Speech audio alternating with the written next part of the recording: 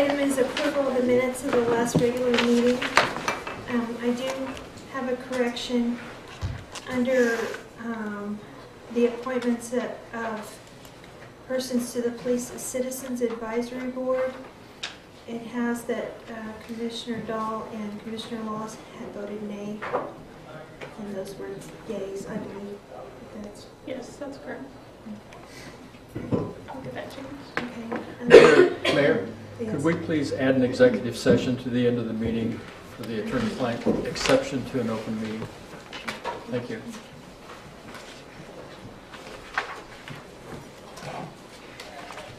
The next item is a time for public comment. If anyone has anything they'd like to address the governing body on, not on the agenda, please do so now.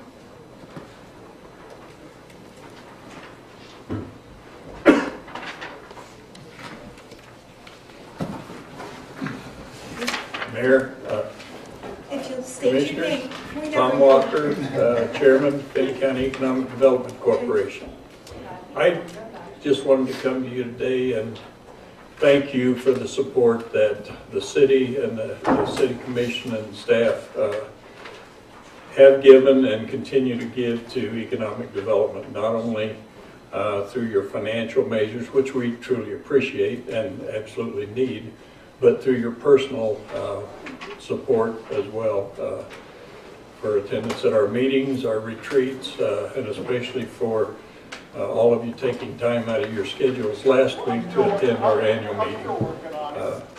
With these things, I just wanted to come and say thank you for the support of the commission and all of you individually and the city staff. So thank you. Thank you. And thank you for what all economic development does for our community. Any other public comment? None being, I guess we'll move on. You have one. We do? Oh, okay. Oh, yes. Sorry. Not used to Mayor that. Item Okay. 5A, Kay Gillespie has requested time to speak to the governing body regarding the trap, neuter, and release program.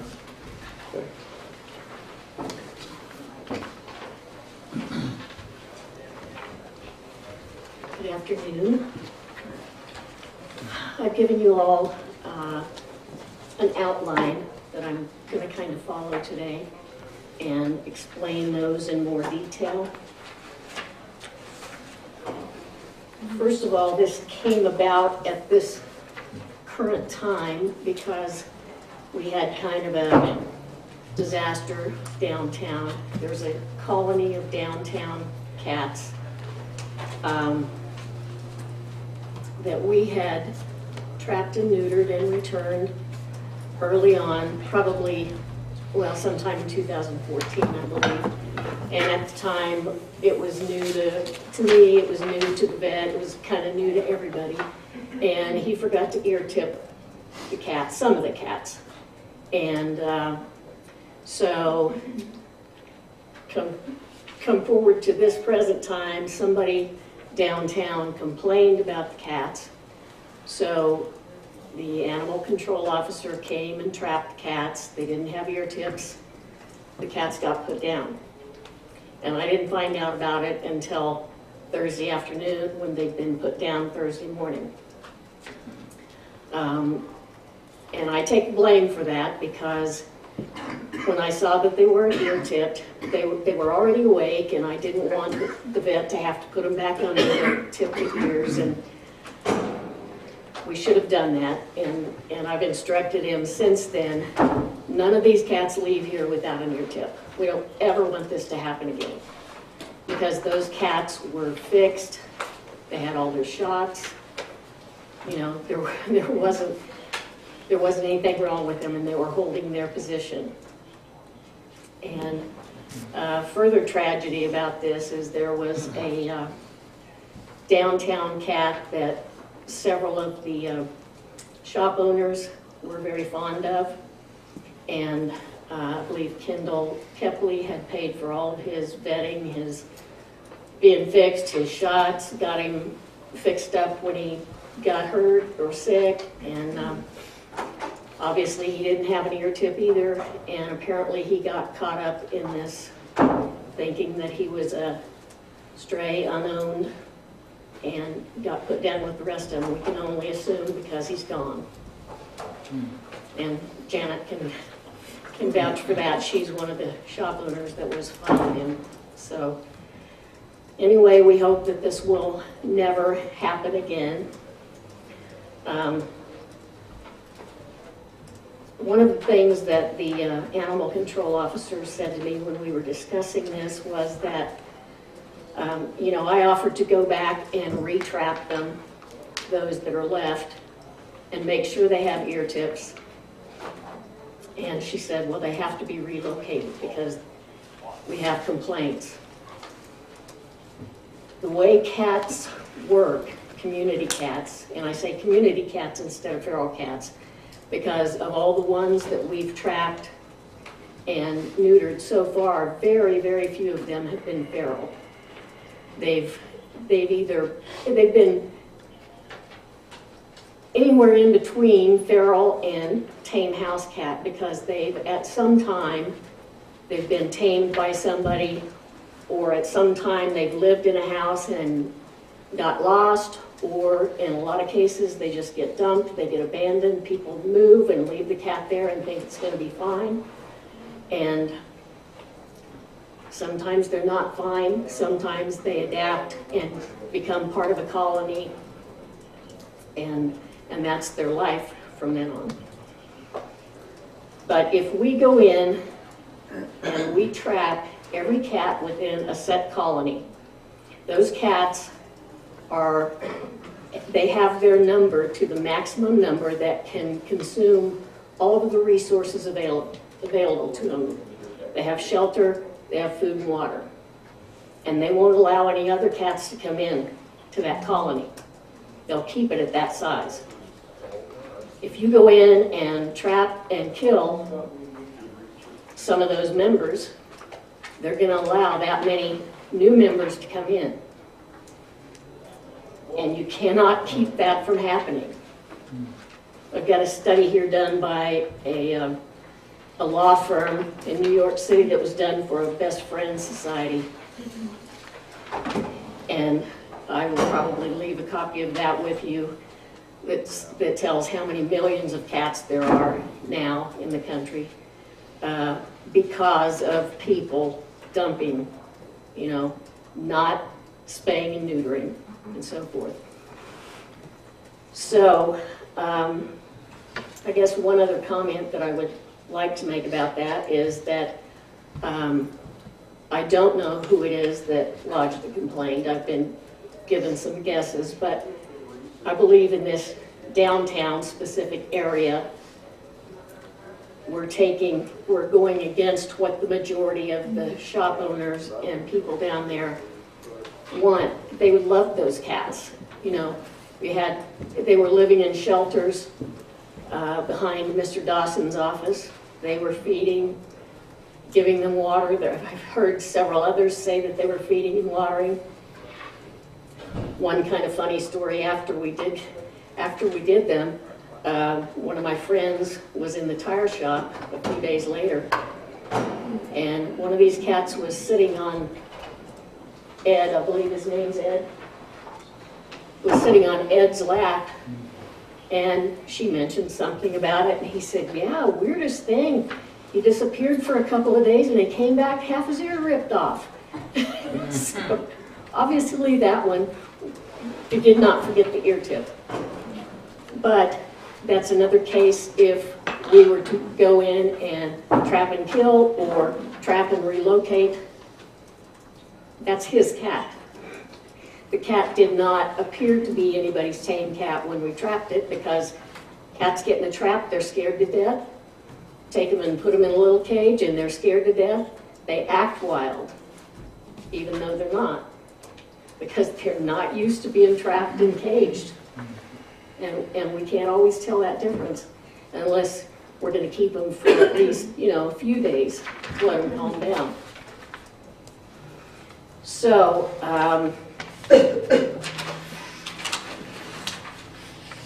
I want to give you some examples.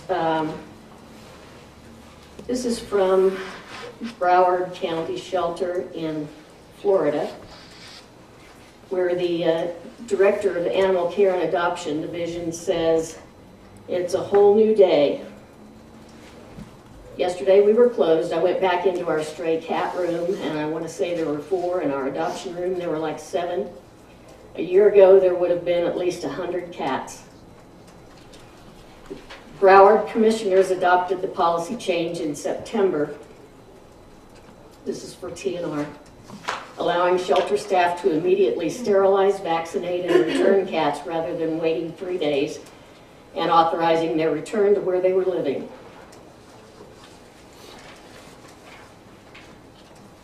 So And go ahead. you're bringing this to our attention and you're wanting the commission, just bringing information to the commission? Or are you wanting us to look at, where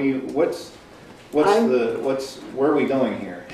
I want you to look at approving TNR as the preferred method of handling community cats in the future, Okay, rather than trapping and killing.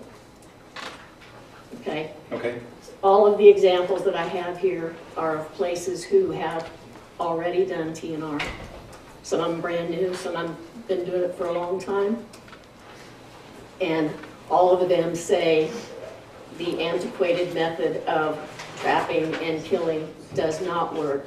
Other cats come in and take those places. They aren't fixed, so they have kittens. You know, it just goes on and on. Besides which, you have the males that come in that aren't fixed, fighting over the females, spraying, marking territory, all of the unpleasantries that people complain about. If you get them fixed, after about approximately 3 weeks' time, those hormones are out of their system. mhm, They calm down. They're not fighting over females because you don't have any females in heat. You know, they aren't fighting over territory because they have a stable colony. okay, You have the right amount of food and water and shelter for that stable colony. You have a caretaker that's watching out for them, making sure that they're staying healthy. Nobody gets hurt. If they get hurt, they get them fixed up, you know. Okay. And the spraying stops. Spraying stops. Mhm. So basically, maybe we need to look at our ordinances and modify them to, and another thing, there are people in the community who give funds to the TNR program, and then if those, you know, are the cats that are in the neighborhood go through the TNR and then they're euthanized, that money is just also just gone down the drain, and that decreases the willingness of people to participate in donating Exactly. the TNR program. So maybe we need to look at our ordinances, and the thing about the leash law too, maybe that's something else we need to look at. What about female cats? Getting They them get fixed neutered as well. They get spayed. They get spayed. Yeah. So that's the. And then marked with the same crop deer? Yes, and that's kind of the international sign of a cat that's been TNR'd. I mean, there are lots of countries that have adopted TNR. You know, it's not just, I have a list here that shows in the United States, 28 states, but this is from 2014, so I'm not sure how many more states may have adopted it by then. But I gave you all a map, and on this map, the red dots indicate where nonprofits are doing the TNR. The yellow dots are high-volume spay-neuter clinics, low cost. The black dots are places in the country that have actually enacted an ordinance or policy specifically for TNR. And that was from sometime in 2014 too, so I'm sure there are many more by now, but I wanted you to see that this is nationwide. Okay, and as we learn more about animal behavior and stuff, and as these programs are shown to be successful and stuff, I you know, I think maybe we need to look at our ordinances and maybe we can make some changes and work with you and your organization and maybe revamping those if that's something you'd like to take up for consideration. There's some examples here. Atlantic City, New Jersey has not had any kittens on the boardwalk for 10 years now because they've been doing TNR that long.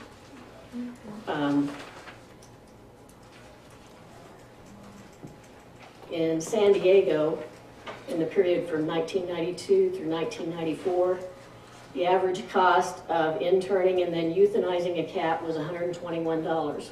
I'm sure it's more than that now. 40% drop in euthanasia over those 2 years from the privately funded countywide TNR program saved the county approximately $796,000. And you'll see from this other study how much money, this study was done in 2010, so the figures, will be much higher now, but we'll see how much money they estimate the whole country would save by going TNR rather than trapping and killing. Thank you. Yeah. And Commissioners, any questions? Thank you.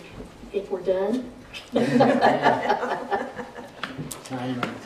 Yes, yeah. Okay, one other thing I would ask you to consider is changing the leash law to exclude cats. Cats are not dogs, they don't behave like dogs. And you put people who are cat owners who have indoor, outdoor, or outdoor cats in an impossible situation of trying to keep them in your own yard.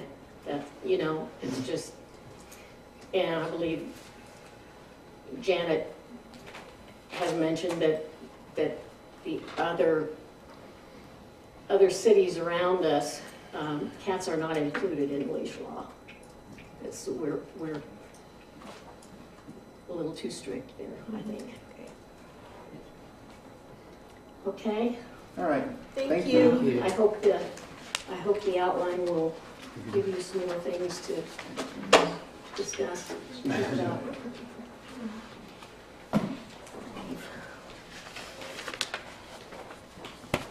That with you and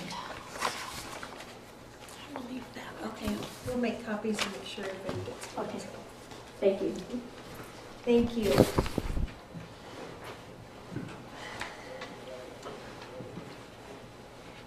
There's no more public comment, Mayor. I'll move on to item 6A, which is the governing body's consideration and approval to allow the mayor to proclaim January 24th through 30th, 2016 as Health Awareness Week. Good afternoon. Polly Witt from Garden City Public Schools. First of all, I'd like to thank all of you for serving our city, and I'd also like to thank you for all of the new developments, having sidewalks and making our community more walk-friendly and pedestrian-friendly, and that just promotes our health and well-being. So thank you for that. And yes, we would like, St. Catherine Hospital and Garden City Public Schools would like to declare next week, January 24th through the 30th, as Health Awareness Week for our entire community, and invite Mayor Dahl to come and read the proclamation at an all-school assembly at A. Hubert Elementary School. Any questions? I move we accept, approve the proclamation. Second. And there's been a motion and a second. Any comment? All those in favor say aye. Aye. Those opposed, nay. Motion carried. Thank you very much. Bring your tennis shoes. Gonna walk. Item 6B, governing body consideration and acceptance of an offer to purchase surplus city property at 309 North 2nd Street from Alejandro Uronga.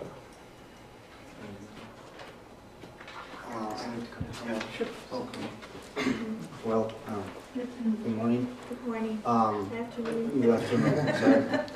Well, thank you for your time. And my name is Alejandro Valenzuela. I'm making this request because I see some good benefits in this operation. I think really it's a win-to-win. Me as a community and this board as a city, I think we can really see good benefits here. And the reason, because I want to do, I'm doing this request is because next to my property there's it used to be pond water, is what I know, and there is no longer in use, and I'm looking to buy that property. I explained everything in a letter that I wrote, and basically for my kids, I would like to have more space, maybe build a playground, something for them. Because there's no easement or anything through that property, or? No, it was a water well location up until 1999. It started pumping sand, and it was an extremely hard water as well. The decision in '99 was to plug it because the property really isn't big enough to accommodate re-drilling operations, the mud pit and all that stuff, so it's just sat. Was it a vested right well? It was part of the original city conglomeration where all of the wells were tied to. So the rights were The rights, we didn't lose any water. transferred to the other, and there's 3 wells that are part of that are still in operation. Yes. That are part of that. Yeah, they go to the RO plant. What's the size of that? Is it It's 25 feet wide and 140 deep. in the price? He's offering $300. 300.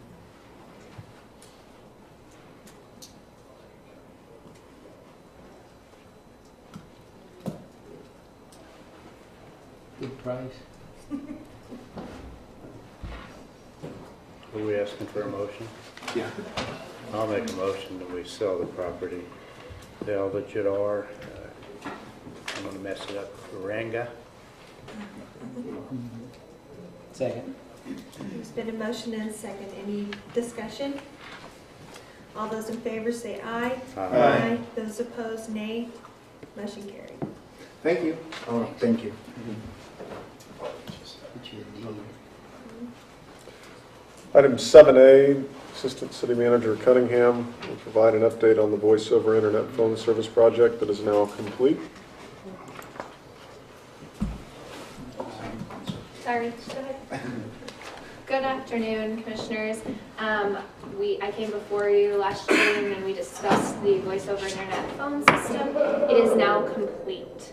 So every department and every phone that was previously in the city is now a voice over internet phone that was provided through CNP, their ShoreTel phones, and everyone has been using them. The first rollout was in October and the second rollout was in December. So that's not initially how it was planned. We were actually going to hold off on the police department until January, and AT&T made a decision to roll out the police department early, which caused some extra hours on behalf of the IT department. So I would like to thank them for their hard work. They spent a lot of long nights here making sure that everything got fixed. And they also did a large percentage of the rollout of the phones themselves. So CNP was here for the first rollout, which included the service center and the admin building. Every other department was rolled out by the IT department. So pretty incredible, and they learned a lot, and they're doing all the configurations and all the setups and everything that needs changed. And So we don't charge, there's no charge for long distance, right? there's no charge for long distance, correct? That's the way this works. Unless you don't have a connection, I guess, with anybody else except the internet. Right. Okay.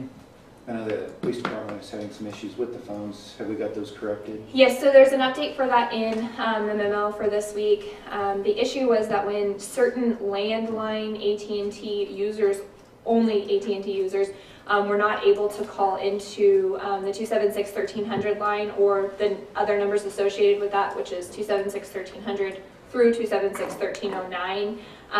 The police department put out a media release to have people call 911, obviously, so that we wouldn't miss their calls. But that has been fixed. Essentially, it was an issue where because we had asked them not to port it, they did kind of a half port. It got ported part of the way through, but not all the way through. So it was missing those AT&T callers that were in between their own landlines. That has been fixed. It's been tested several times. I think I had 3 or 4 different engineers from AT&T working on it to try and get it fixed. So that's fixed. The last piece of this is that those admin lines from the police department actually roll into 911, and so that's the last piece, is marrying those systems together, which is what we had before. And that takes a special portion of AT&T, which is called their 911 section or sector, and they'll actually be out here tomorrow working on that and putting that together. So are all the trainings done with all staff?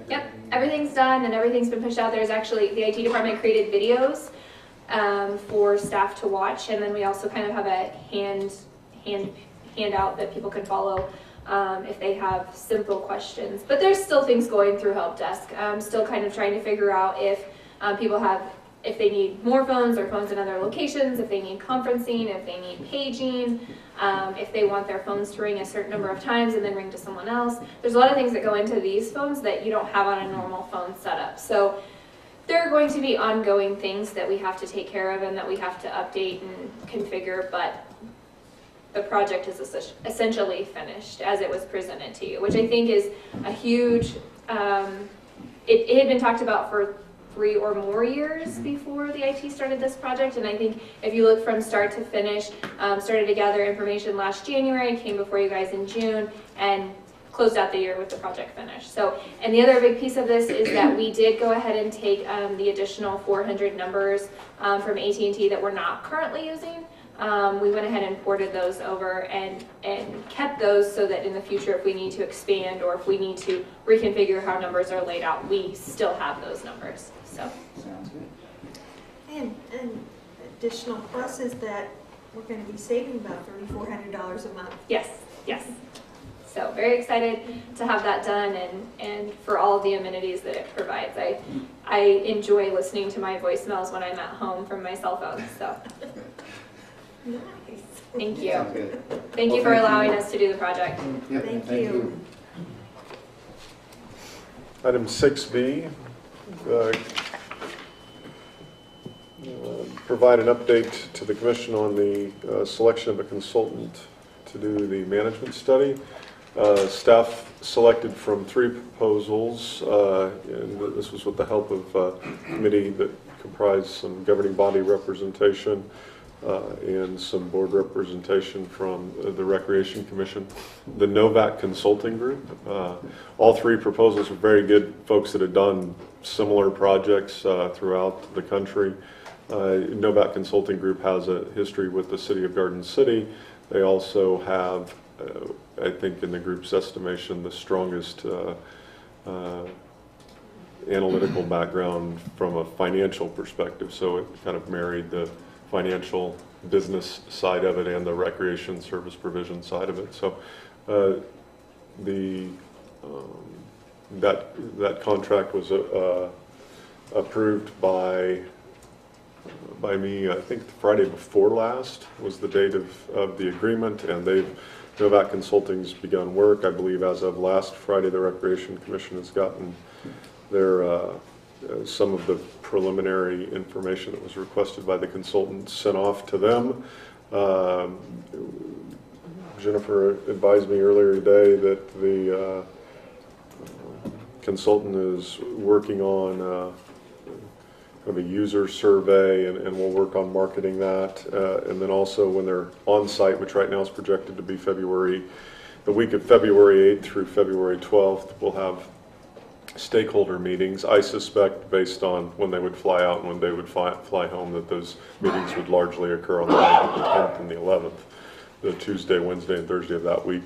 And we'll also send out some information in this regard, but just for those listening and those in attendance, anybody who wants to ensure they have an opportunity to visit regarding their experiences with recreation in general in the community or their expectations of recreation in the community moving forward, please contact Assistant City Manager Jennifer Cunningham, either by phone at 276-1157. You can also call our office at 276-1160 and get a message for her, or via email at jennifer.cunningham@gardencityks.us. Go ahead. One thing, it said something about if they talked to other agencies, it was gonna cost more. What was that about? I mean, like the YMCA. It seemed like there was something in there that there was an extra charge. That isn't the case, but their original proposal talked about there being, for additional meetings. It didn't say if they had to talk to the YMCA, they were going to charge more. Not sure where that came from, but their proposal has sort of an add-on pricing structure for focus groups or conversations that are outside the scope of what could occur between the week of the 8th and the 12th. What we negotiated in the agreement that was signed was from the time they hit the tarmac at Garden City Regional Airport on Monday afternoon to the time they fly out Friday afternoon, their time minus a reasonable amount of time to go to sleep is ours to use as we see fit. So we have that agreement with them. It's consistent with how they've handled another management study in the past. They just make the best use of time while they're here.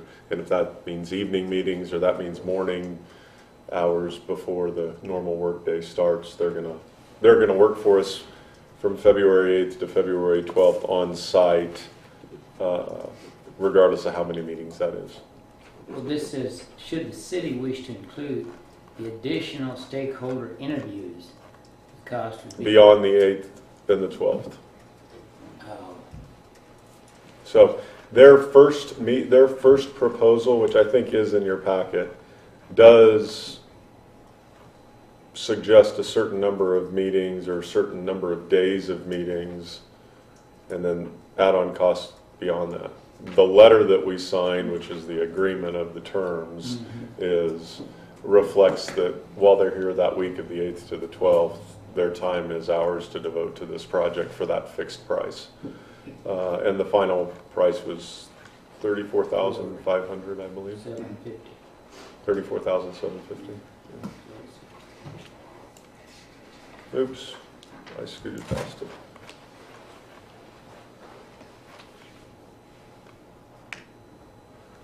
And I don't know how to, I guess I can't fast forward to that. I can't click on something and get to that letter. Well, somewhere. That's the last one in the attachment.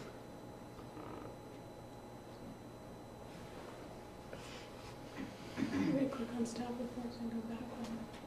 That's a great idea.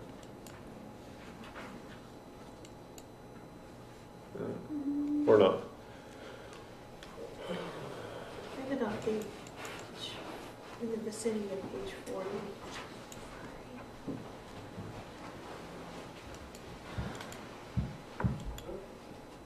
Well, if anybody else has got a question while I'm trying to find this. There we go. Yeah, so this is the engagement letter. Conduct of the field work. For the $34,000 in the engagement letter, which is the one that's signed by me and represents the consummation of an agreement for the service they're going to provide and the price for which they're going to provide it. The third paragraph acknowledges that from February 8th to February 12th, the time will be used in a combination of interviews with city and staff, or city staff and elected official recreation commission staff and board members, and other community stakeholder groups as determined by the city. So I believe that provides us the flexibility to have them meet with anybody that's a stakeholder. In our definition, that's going to be, we're going to have opportunities for groups that we know are going to want to talk on this subject, but then also provide at least one, hopefully a couple different opportunities for just general public feedback of folks that we can't tightly pattern into a group like YMCA or club sports or arts or dance and Zumba classes, whatever the different focus groups would be. We also want one for general public.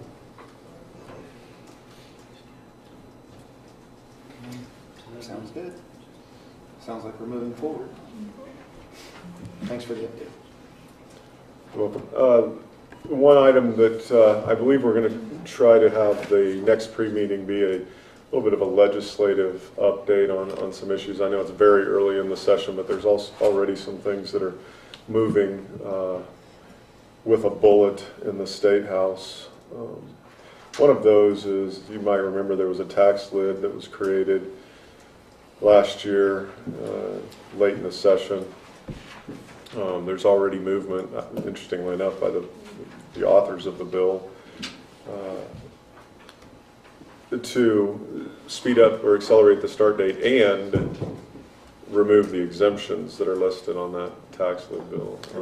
We've been pretty open about the impact that the removal of the exemptions would have on growth, whether it be residential, industrial, or commercial. Not just in Garden City, but statewide. Certainly have an impact locally. This effort has a strong endorsement, not just the original tax lid, but the removal of the exemptions and the acceleration of the date has strong backing from the Kansas Association of Realtors. And despite having some ownership in the authoring of the legislation that was passed that described in some recent correspondence as the exemptions being far-reaching. So their own crafted legislation is far-reaching, evidently, a few months later. We have worked on a piece to provide as to represent the Commission's interest in Topeka, sort of identifying what we believe to be the truth of the relationship between community valuation and the taxation level. I think on one front that we can agree with proponents of the tax lid is you can't really talk about taxing in a mill levy standpoint. You've got to talk about it in dollars collected. We think that's true, and we think some of the efforts in this, what's been build the truth in taxation movement, I guess we would agree with that. The mill levy is the variable that we control, but ultimately at the end of the day it's dollars collected, and we really should be trending the dollars we collect and how that relates to CPI or how that relates to growth in the community. Mill levy is just one variable in the equation.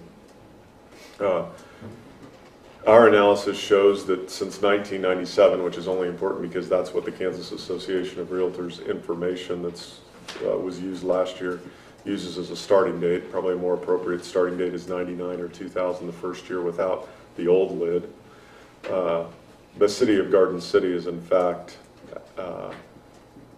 outperformed or stayed within a few dollars of that CPI and plus growth. Well, isn't it Go ahead. anti-growth, isn't it? It's absolutely anti-growth. Any of the tools we've used for any project we've done since 2008 would not have been able to be used with the removal of the exemptions. And it would have been very risky to use them with the law that's in, or more risky to do them with the laws that are in place now. Would we done some of them still? Maybe. But I can assure you that it would have made no sense. In fact, the best financial strategy for the Commission under a tax lid with the exemptions removed would be to ensure the community doesn't grow and in fact shrinks. And that would be the most financially responsible thing to do in that environment. I can't imagine what it would do to your bond rating. It would begin to resemble the trend of the states. It wasn't explained real well to the people voting. It was probably explained very clearly. Of course, who can vote against not raising? Difference in philosophy. Yeah. So, and it's, you know, the ability to take an action that you don't have to enforce on yourself. I mean, you can show an anti-tax action, or I did something to control taxes. I just didn't control the ones I was responsible for. I controlled somebody else's. So anyways, we'll try with the messaging. Now, it was a feature piece of the governor's State of the State address. It's had strong endorsements by the Speaker of the House. Some area legislators have already sent out postcards celebrating the accomplishment of this tax lid. It'll be interesting. But it goes into effect when? Right now, as written 2018, but the bill has been introduced to accelerate that. A bill has also been introduced by Don Heineman, Representative Don Heineman, to repeal it. It's likely you'll get, if they get hearings, they'll get hearings alongside one another. So we've been in contact with Pinniger and Smith. We've been in contact with the League of Kansas Municipalities. Recently, we've been in contact with some other cities interested in the material that we've put together, and we'll certainly get that out and share it. Jennifer and Ashley have done a great job putting together the truth about our numbers, and we really are. I mean, while the front of it does have the policy position of the city on there, you know, we certainly don't support the inclusion of the tax lid, but if it's going to exist, it shouldn't be a deterrent to growth. I think the important piece that we would hope all cities and counties do is take the numbers that were put out as this fictitious number that is the gap between what your taxes would have been had the state not got rid of the tax lid back in 1997 and what they are now. But oh, by the way, it leaves out CPI, and it leaves out the valuation that a community's experienced because of growth. And so some local realtors were provided by their state lobbyist what it was for, not just a statewide number, but what it was for Garden City, and they were kind enough to share those with us. Well, we've taken that information and then ran the numbers with CPI only, and then with CPI and growth, and it's amazing how that big gap suddenly comes together. And interesting that the proponents of the legislation gave it the moniker of truth in taxation, given there isn't much truth in what was put forward. Certainly a partial truth at best. Wasn't that passed like middle of the night? Well, it was part. Yeah, yes, it was. It was part of. It was part of the larger taxation bill. It was a piece of legislation that got pushed into the overall taxation plan that didn't have a hearing. You know, that was last session. That's done.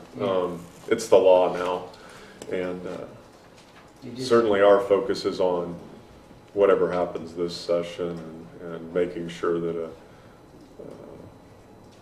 the state's intervention into city business doesn't become even more punitive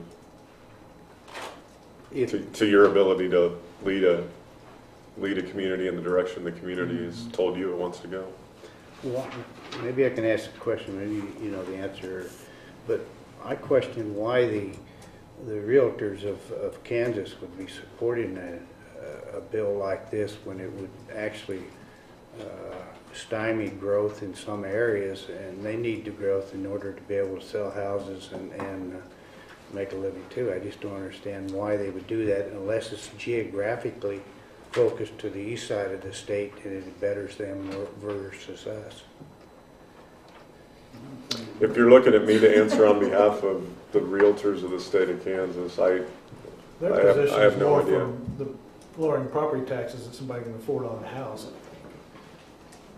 That has Yeah, something to do Control with- it. But if you're not growing, you don't have people to buy. Well, It's Well, Well, they're more not like telling the rest of the story. Yeah, yeah. They're telling part of the story. We've presented to local builders, realtors, bankers, I would say a fair assessment is the reaction has been mixed. But also my gut instinct is the majority of the folks that we presented to a few months ago, our preliminary analysis of what this, what the real history was in Garden City over the last 20 years, and what this would have done to the tools that created some of the growth experienced in the last few years, was of concern.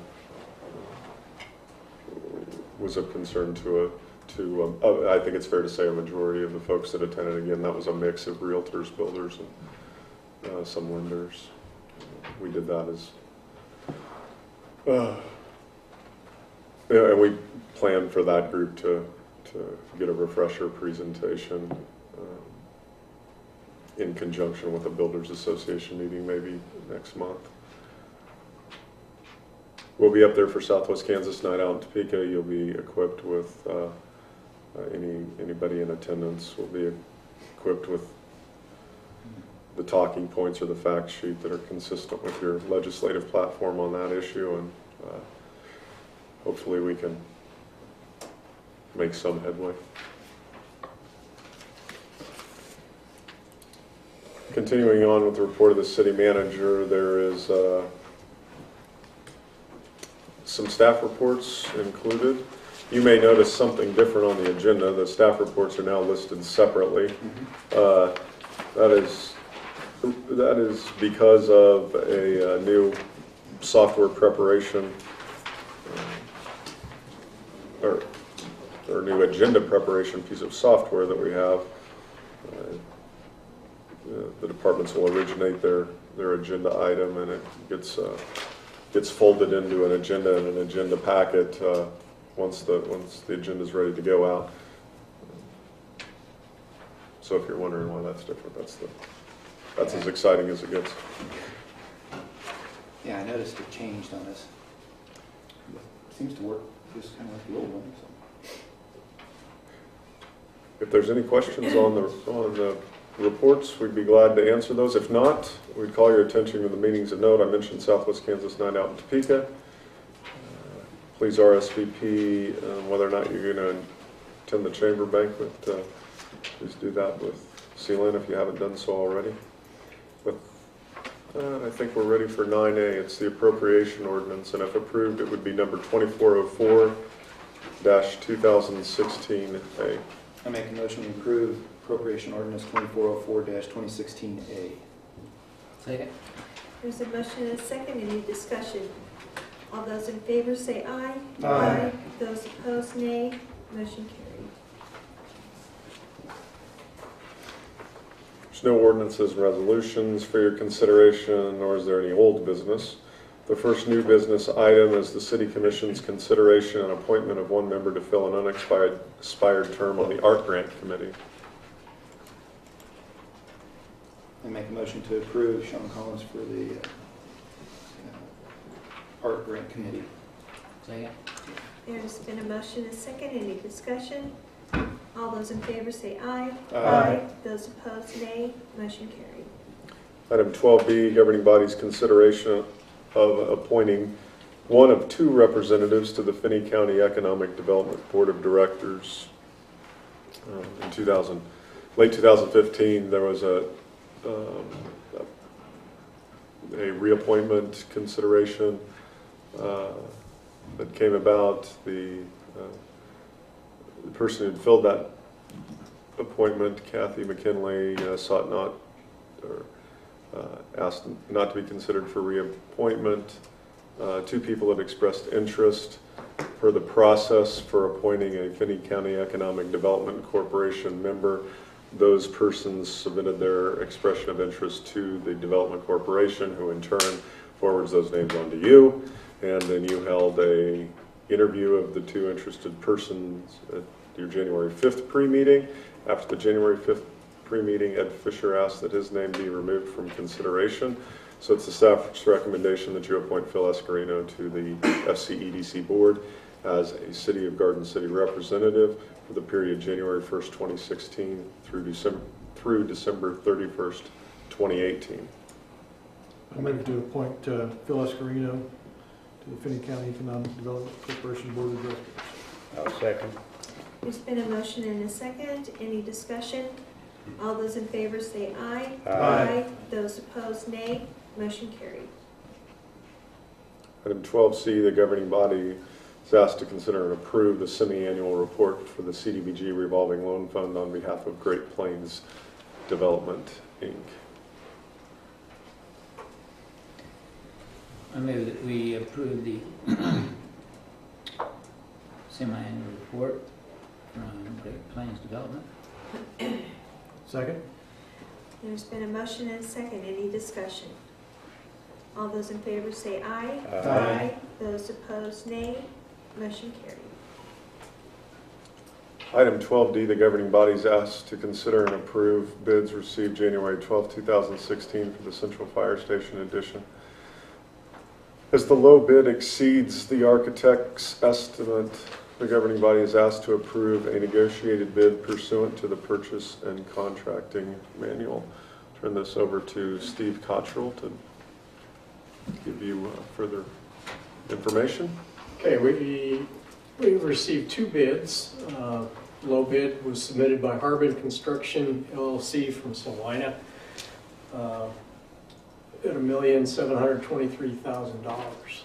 The architect's estimate was $1,700,000. Normally, if low bid exceeds, we have to reject, but we do have a policy that allows us to negotiate with the lowest bidder if it's within 2% of the estimate. So we got in touch with Harbin. They agreed to lower their price to $1.7 million. So it is within your authority to award a contract at that negotiated price. Harbin has worked for the city on a couple of projects. Cat Canyon is the one that most recently comes to mind, but there was another one, I believe, also at the zoo, and they've just finished the apartment complex, student living for the college on JC and Spruce Street. So from familiarity with the contractor, you know, we certainly have no problems with it. If there are any questions about the bids, Stuart Nelson's here to answer those. But we would recommend your approval of the negotiated bid and the authority to award a contract. I make a motion we approve the contract to Harbin Construction LLC in the amount of $1.7 million. Authorize the mayor and the city clerk to execute the contract. Second. There's been a motion and a second. Any discussion? All those in favor say aye. Aye. Those opposed, nay. Motion carried. Thank you. Steve. With that, we're ready for the consent agenda. If approved, it would be items 12E1 through 6. And this is also a difference. We used to list the specific licenses on the agenda, now they're an attachment, and so we'll no longer be able to have like 6 triple B or whatever we would go through. They're part of the packet, it's available, it's publicly distributed, so, or publicly available, so folks want to know who those licenses are to. It's still available on our website, but the agenda will just from here on read licenses and cover cereal malt beverage and contractors licenses And that's it? Those are the only licenses? that Through this mall beverage, taxi, jewelry, pawnbroker. itinerant work? No. No, those are part of, those would be at the front of the agenda, right? Okay. So, yeah, go ahead. I make a motion to approve consent agenda 12E1 through 6. I'll second. There's been a motion and a second. Any discussion? All those in favor say aye. Aye. Those opposed, nay. Motion carried. We don't have any other business to come before the commission, nor do I believe we have any expected action following the executive session. So if the commission would like to do their reports, at the conclusion of the reports, we'll shut down Channel 8 and then go into executive session. Mr. Sessa. Although it was very cold out, we attended the ribbon cutting and first fueling of natural gas at Spark. You pump it. And it's great to see that the community keep growing and adding new and different types of businesses in our community.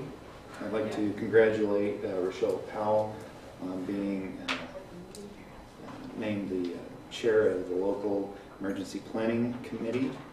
She'll do a good job on that. And that's all I've got. Okay. Commissioner Dale. I will ditto the comments of my fellow Commissioner Cessna referencing the fuel thing day. I think it's something that's going to be the thing of the future for local industrial people that have fleet trucks and what have you. And I think it'll really help our community.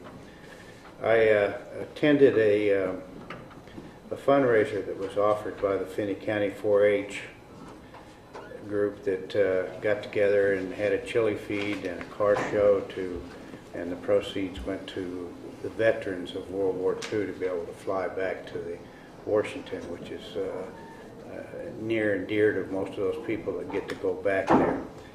And I got to talk to a bunch of them, and there was a great turnout by not only local people, but people from different communities stopped in, and I got to talk to them and found out where they lived and asked them why they come to town, and they all seemed to be very pleased with the things that goes on here and the things to do, the places to shop and eat. So it's a good thing to know that those people are happy when they do come in, and like I told them, we appreciate you coming in and bringing your dollars, and they always got to chuckle at that. But it is we do have something to draw on, and so I guess we can just take pride in what the commissioners in the past and Matt and staff over the years have done to get us to this point. So. Mr. Long. I too attended the honor flight again this year, fundraiser, and if you haven't been to one of those, it's a pretty nice little Saturday noon deal to go do, or later in the day. But the high school drum line and the ROTC kids, junior ROTC kids, the corps performed, there at lunch, and so it's a neat deal, and obviously the cause is there's no greater cause. So